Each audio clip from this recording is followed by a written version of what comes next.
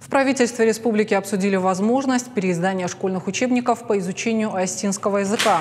Рабочую встречу с представителями педагогического и писательского сообщества провела в Рио вице-премьера Лариса Туганова. На совещании говорили о соответствии изданных учебников по изучению родного языка требованиям нового федерального государственного образовательного стандарта. Существующая сейчас линейка пособий вызывает много вопросов, как со стороны педагогов, так и родителей и школьников.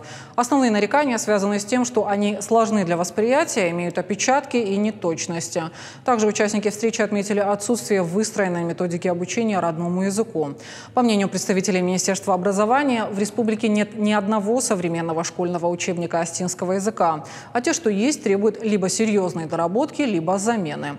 По словам в Рио министра образования и науки Аллы Алибековой, ведомство тщательно разбирается в сложившейся ситуации, затем начнет системную работу во взаимодействии с РИПКРО и экспертным сообществом.